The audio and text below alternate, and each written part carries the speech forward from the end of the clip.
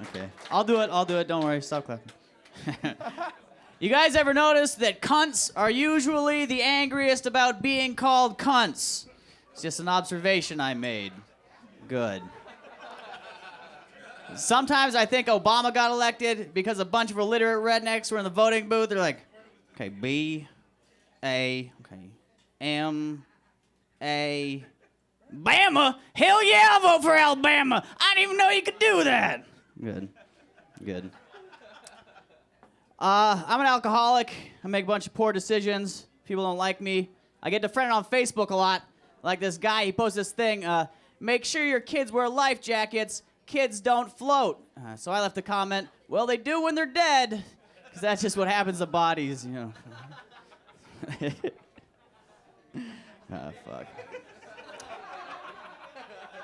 I don't get laid a lot, and I think I'm fairly attractive, which is fucked up, you know, because that means girls aren't fucking me for my personality. I don't know how to deal with that. It's just depressing. Good. I was listening to this 911 call. This guy put one bullet into his revolver, put it to his head, pulled the trigger, took off a chunk of his skull, didn't die, you know. So calls 911, they send an ambulance. Dispatcher goes, sir, do you have any family that I should contact? Guy's like, yeah, I have a sister. Guess you just call her. Then dispatcher says verbatim, he goes, well, off the top of your head, do you have her number? That's amazing. That really happened. What a witty dispatcher. I wish I was that good.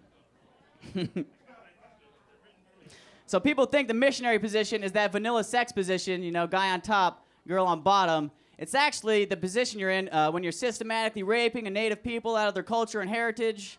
That's what missionaries do. I told that joke one night, and this Mexican guy, he's like, hey, you should say that in Spanish. And I was like, dude, that'd be fucking rad. How do you say it in Spanish? I don't know. I was like, oh, fuck, the missionaries got you. Shit, I'm sorry. It's a touchy subject.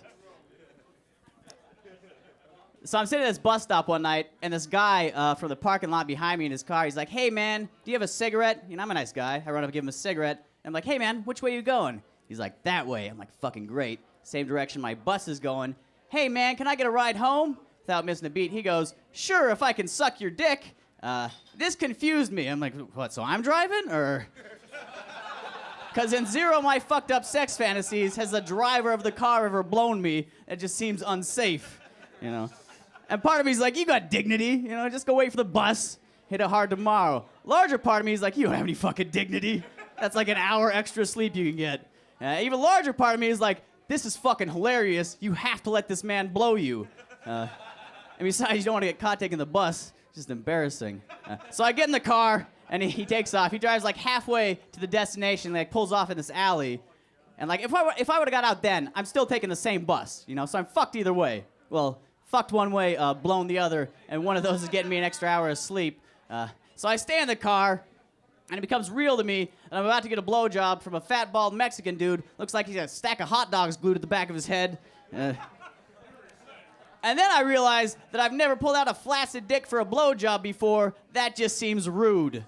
So I'm doing some mental exercises, tits and ass, it's working, you know, I got a half chub going. But as soon as he pulls it out, like as soon as it touches his hand, it's like a vampire to sunlight. It's like pouring salt on a slug, you know? My dick's collapsing in on itself like a dying star. And that's how I know I'm not gay. Like most of you people just figure you're not gay. I've done the research. All right, guys, that's my time. I'm going to end on that. If you liked it, buy me a drink. I'm homeless.